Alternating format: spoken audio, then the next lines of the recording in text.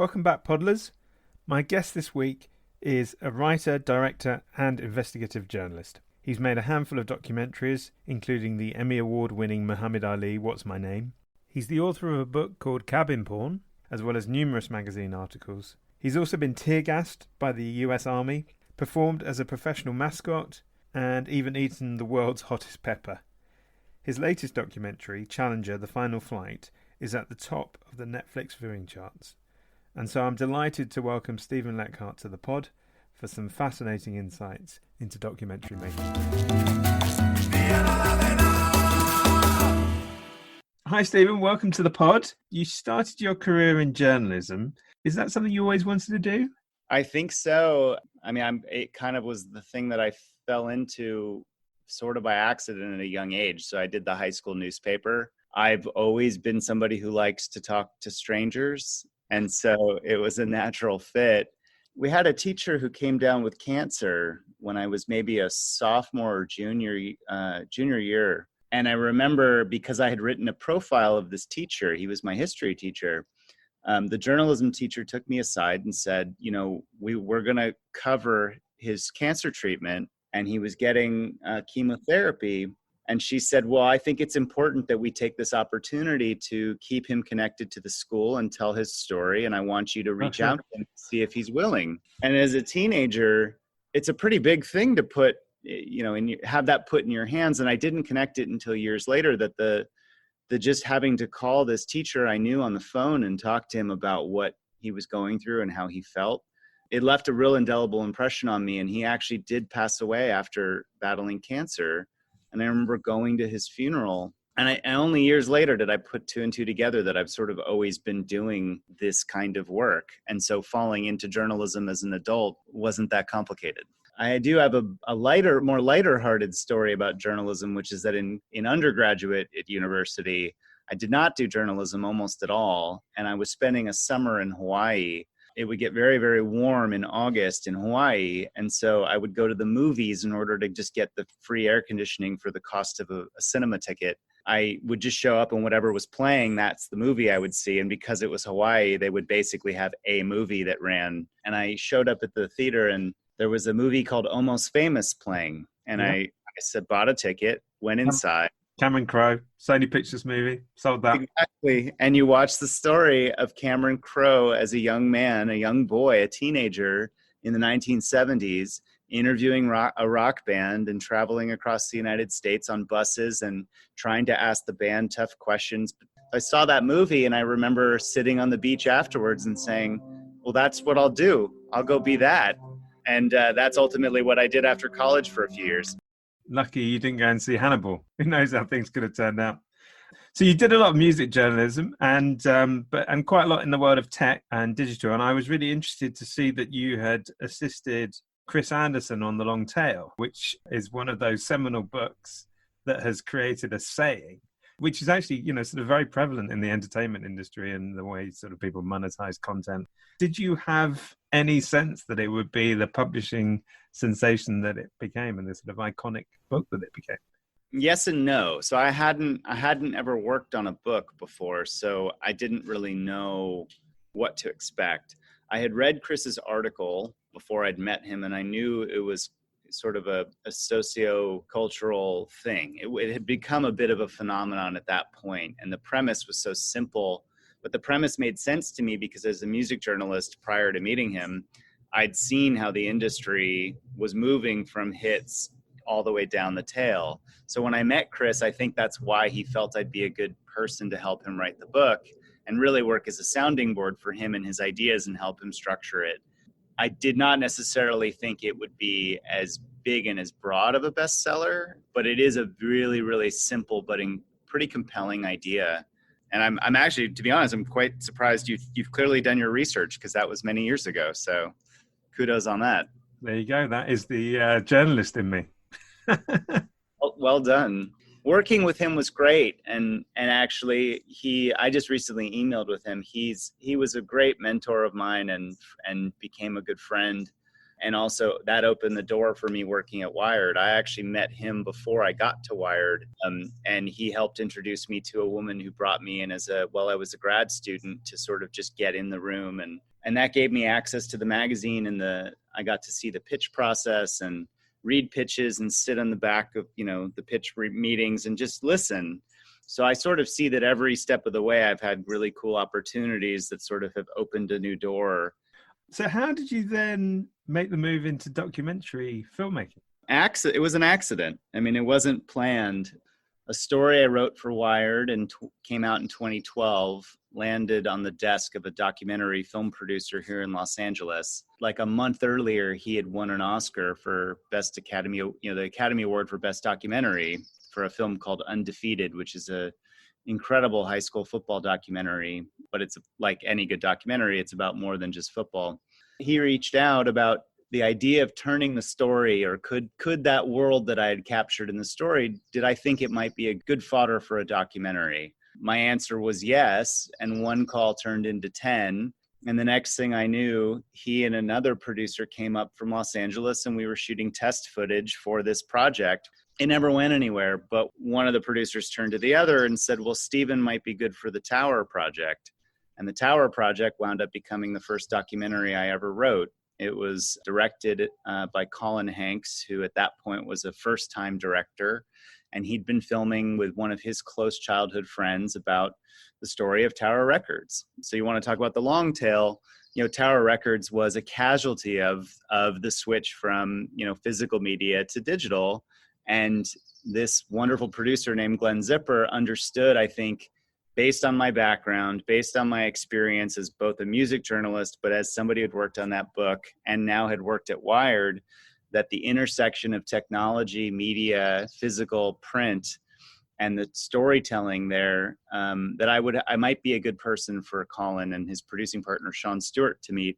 And what I found, which was great, was that story had so many wonderful characters. The story was Boogie Nights meets Wall Street. And so I got put on my first documentary to help write it. And I was lucky enough, they invited me to come to set, which writers don't typically do, but there's not that many writers in documentary at all. So really the making of that documentary was like my film school. I learned about shooting. I learned about lighting. I learned about, how to interview for camera, got to see how the sausage is made, so to speak, in the edit afterwards. And that was sort of the first step towards me, working full time in docs. And that was about 8.5 years ago. And how do you write a documentary? I mean, as you say, it's often the director's vision that really drives things along with archive and an editor. So what's one of the elements or any of the key elements for being a doc writer? So it depends on the director to start, and it depends on his or her experience. It depends on his or her point of view. So it sort of depends. I like to describe myself as a bit of a Swiss Army knife, where there's lots of different things that I can do for a project. But if you brought me in at the beginning where you have an idea, you have a topic, and you have some idea of the tone and the story, my job is to really come in, do a bunch of research, and really think about it and start to lay it out in my head as to how I think you might structure it. What's the second sentence, basically? That was something I learned from Michael Pollan when I went to graduate school at UC Berkeley. What's the second sentence? Because anybody can say the story is XYZ, but what's the second sentence? And the second sentence is, well, XYZ is really about family, or it's about home. So my job is really to help provide what theoretically is a roadmap on how to start making the film. Where are we shooting? Who are the characters? What are the big set pieces? And then I will write a treatment. So in the case of the Muhammad Ali documentary, I wrote what is, I think, still and probably will always be the longest treatment I've ever written. It was 10,000 words. And in my mind, I wanted it to read like a New Yorker piece. I wanted it to feel literary. I wanted it to feel like narrative nonfiction writing, so that we could take this thing and you could see what the through line was. And in that case, the director, Antoine Fuqua, had given me some very specific notes, questions, and also perspective. He was very adamant about where do we break the two parts. So I knew I had some benchmarks and some guidance. He really wanted to answer some basic questions about Ali, some very big thematic questions, which I set out to answer. And he was the one who said, I think it should be told from Ali's point of view. And so then my job was to take that document and then work closely with the editor to distill that story on the page into note cards on a wall. And so, if you spend any time in and around film and television, you know that usually there's a cork board and you have cards up there and you move them around, and each card is sort of a scene. And the scene could be anywhere from a minute to 7 minutes, but they all sort of flow together. And each card is a different color usually because you have different threads you're interweaving. And then as you're making a documentary, unlike a scripted project, those cards are changing sometimes every day, sometimes every few weeks. And it just evolves as you sort of find more material and you find and discover new things. And I think that's the best part about documentaries, which is that when you're writing it, you're also reacting to what you see and what you learn and what your subjects tell you and what they give you. And so as a writer, what I love about it, is that I'm not alone in a room like a screenwriter forever. There's a portion of time where that's true, but then it's very collaborative. And the second part is when you see things and have to react to it, your story can take on some incredibly new shape and go in directions you never would have seen. So I think just being open and receptive to what the material is telling you, that's really what the writer's job is to sort of do in that case. And of course, that ended up being an Emmy-winning piece, which is amazing. I was a very big fan as a boxing fan and as a documentary fan. It took an incredible team to put that one together and a lot of effort and time. So we were fortunate to have the time and space to work, and HBO was great about giving us that. So in my career, I've had the opportunity to study at some executive education courses. One at the London Business School. I did one at Oxford, actually. So I can say I went to Oxford, even though I didn't read. And on these executive education courses, they do these case studies. In fact, on 2 occasions, I've been presented with the Carter Racing case study. And the Carter Racing case study is about this guy, John Carter, who has a racing team, and there's a big race coming up. And if his team wins this race, they're all set for their future sponsorship money and TV money and all that sort of stuff.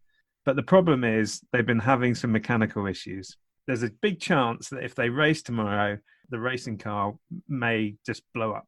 And then at the end of it, they tell you this is about the Challenger, about the decision-making process. And so having studied it, it was then fascinating to see all this playing out again. And with the documentary Challenger Final Flight, it's amongst the most watched shows on Netflix, and certainly consistently in the top 10 over here, and I presume in the US as well. So brilliant that you did that. What interested you in the Challenger story? Yeah, so the project started at the end of 2015. I was having a conversation with one of our executive producers on the project, Glenn Zipper. We were just finishing our second film together that I wrote. In 2015, at the end of the year, he was saying, well, I think next time out, it would be great for us to work on something that is just immediately personal to both of us. And because we're roughly in the same age, a lot of our reference points on historical documentaries would be 80s. The moment he said Challenger, it consumed me. And it consumed me because he and I had somewhat similar experiences of being here in America as school kids and that moment happening. And in my case, I'm old enough to remember it, but I'm young enough that I didn't understand what happened. And so I knew the teacher, but I didn't know much else other than just it was the teacher flight. I was so enamored with the shuttle, and especially here in America, it was such a huge part of our lives. It was always on television. It was so iconic. And I still have like a little toy shuttle that I've kept through the years of all my toys. And I didn't realize that recently. And I was going through some things in my garage and found it and realized, yes, I always held on to the shuttle. And so having had that dream of space, kind of that terrifying moment for me, and realizing, oh my gosh, like that thing exploded. Watching that happen as a child also became terrifying because it was my first experience of death. I didn't know what death was. And so the second we started talking about it and we started doing research and realized it could have been prevented, but also realized who all 7 of the astronauts were and what they represented, the more we started to kind of dig into the idea of who were some of the people that were in the room when the decision was being made.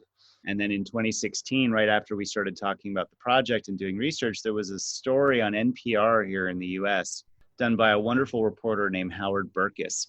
And Howard interviewed an engineer by the name of Bob Ebling, who was quite old at the time, and he has since passed.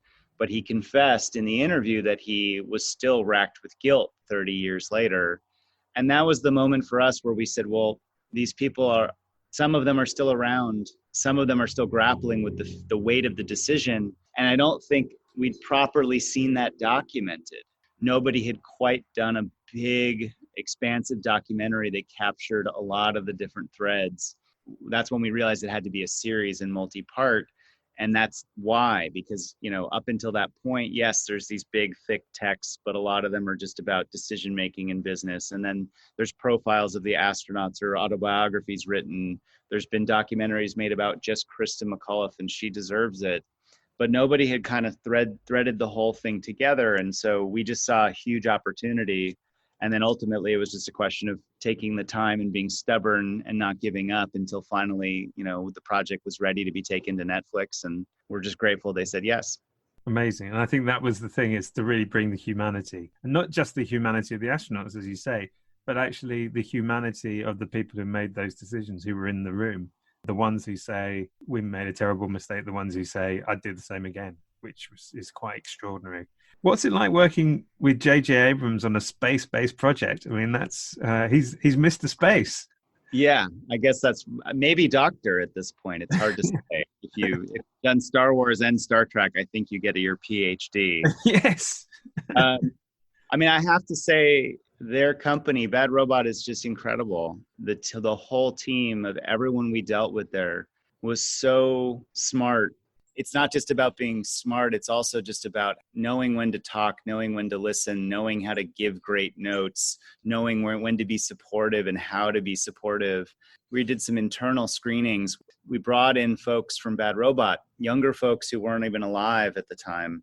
And to hear their perspectives and to hear the questions they asked it was just some of the most valuable feedback we received. So, and Bad Robot had not produced a docuseries yet. And I think that technically this is their first big doc project or doc. And so it was just great to see that folks who know how to do great storytelling in one format and medium brought that same sort of skill set and perspective and insight to docs. And I think, we couldn't have had a better partner. So we met in February, and it was still very hush-hush. You couldn't tell me what you were working on, but it was clear that something was happening in the world. In that week when I was in LA, as the week went on, the number of meetings that I had started to shrink as people started to realize. By Sunday, when I left LA, it was a little bit like Saigon 75, with people just desperately trying to get out before the shutters came down. But that speaks to certainly a period where you were finishing the documentary under lockdown conditions, and that must have been very challenging. It was. I will say we were very fortunate, because a few weeks after you and I met, we actually did what's called story lock. So a story lock means that you have a cut that there's watermarked footage, nothing's been color graded, there's still a lot of temp score and temp music, all the graphics haven't been done. It's a very early raw stage, but it's basically the blueprint for the series. The general arc of it is there. And that week we received sign off from Netflix to say, we love the 4 parts, we really are happy with it. Now it's time to kind of do your next phase. So that was the moment where we sort of had just crossed the Rubicon into finishing. And a lot of finishing is actually naturally done remotely. So our composer is in Los Angeles, but, in minus a few meetings in person, oftentimes we would just hop on the phone and talk about feedback. And then our graphic designer who did, title sequence director, really, he's in New York. So we never met in person. And then our graphic design team was out of Denver, Colorado. So we never met with them in person either. It was challenging, though, because there are certain things like color and sound you want to do in person. And we actually were unable to do color in person, which was very difficult. Luckily, we worked with such a seasoned colorist and team that we really made the best of it. and I think they did a fantastic job. But it slowed the process down. And then in terms of the sound mix, we mixed on a stage in person, and people came in with masks. We kept it very sparse. We kept our distance from one another. We ate lunch in a separate room and kept distance, and it was harder. But I think, we were fortunate enough to get in when we did, and we traveled to, I think, 7 different US states last year to conduct 26 interviews over the course of the year. And so I just feel really fortunate that despite how hard it was finishing during a pandemic, we had even gotten to that point. So Yeah. we're really quite fortunate in that regard. And it does make one think that for the foreseeable future, documentaries are going to be really important to broadcasters and streamers, because in a way, that's the medium or the form that is probably more easy to put together than costume drama or even a contemporary drama, right? So maybe we're going to see more. That would be great. I mean, it's my medium. I love it. It's a gift to be able to tell real stories with real people. But it does feel that we're actually in a golden age of documentary making, theatrically, but with the rise of the streaming services in particular, it feels like there are just more documentaries out there, and the subjects that are being covered. So, I mean, does it feel to you, even sort of 7-8 years in, that the opportunities are now greater than they've been for, perhaps? Absolutely. Yeah, you're completely right. There's so many more places that want to basically fund this content, provide this content to viewers, and there is a massive audience. 10 years ago, if you had said there was going to be a 10-part documentary, approximately 8-9 hours on Michael Jordan on ESPN, that caught fire beyond the world of sports, I'm not sure if people would have seen that coming. And so, streamers are really, diving into to provide filmmakers and more filmmakers with the kind of canvas to do long form storytelling. So I think you're right. I think we are in a golden age, and hopefully it's not a bubble. Hopefully it's forever. And you've done major documentaries, worked on major documentaries now for Netflix and for HBO. Is there such a thing as a Netflix documentary and an HBO documentary, or is it just a documentary and it doesn't really matter where you're pitching it? Yeah, it's a really good question. I mean, I think they do have, all networks, regardless of if they're a streamer or not, they do have their mandates of things they're buying or things they're looking at. And they have their own algorithms as to how they, figure out what they want to have. And also they look at the resumes of the people who are bringing it in, right? But I would say that, from my perspective, working for both HBO and Netflix in the last, few years on different projects, both places have been incredibly supportive. Their development team on the front end, these are very smart people who ask very good questions and give very great notes. So I've had nothing but really pleasant experiences with both. And that also goes to the press teams and the marketing teams. I think they know how to sort of take these subjects and reach a broad audience and make them appealing beyond their core demographics. I remember when we were pitching Challenger, this question of, well, can you get an international audience involved in something that is quintessentially quote unquote American? It's literally an enormous spaceship with an American flag on it. And from my understanding, just hearing you, it's doing well in the UK and people care. And I think that's not a testament to marketing. I think it's a testament to the fact that this is a universal subject. And I think Netflix understood that something American could be universal. Yes. Yeah. I think that's the thing. That's always been the aspiration around space travel, is that it is genuinely one small step for a man, but one giant leap for mankind. And that everybody involved, whoever they're from, whichever country, whenever they make progress, they're doing it on behalf of all of us. And I sort of hope that that's the spirit that continues. It doesn't end up being some kind of competitive thing. But anyway, that's... Well said. That's the dream. The dream is space for everyone. It's not just the purview of white men or white male Americans. It's the purview of everybody in all countries and all religions and all genders and ethnicities. And that's what you see with the International Space Station. That's sure. Why it's the International Space Station. And that's our footprint in space right now. And so I hope that only continues. So we now reach the moment in the podcast where I ask my guest to share thoughts on their lockdown book, album, movie, and box set that if they found themselves in a pandemic or an isolated lockdown situation, what would be just one of those that they would want to have with them? So movie I'll do first because as narrative movies go, there's one I watch every year and have throughout my whole life, which is Jaws. I watched it a ton as a child, and as an adult, it's my go-to every year. I watch it usually around the 4th of July. It's beautiful filmmaking.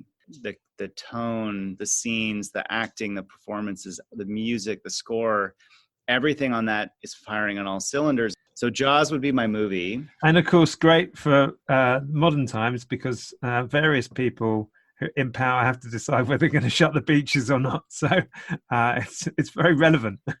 It remains very relevant today. That's right. So from the book perspective, this is easy. My favorite book of all time is one that I read in 2 days in 2 sittings. And it's called Kindred by Octavia Butler. And it's a science fiction novel set in the 1970s about a young African-American woman who wakes up in the antebellum South in the 1800s with no explanation of how she time traveled. And she goes back and forth from then to now to then to the now over the course of the book.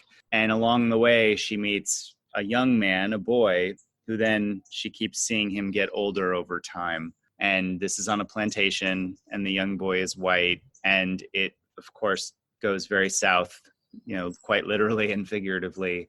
But the story is so beautifully told. The writing is so crystal clear.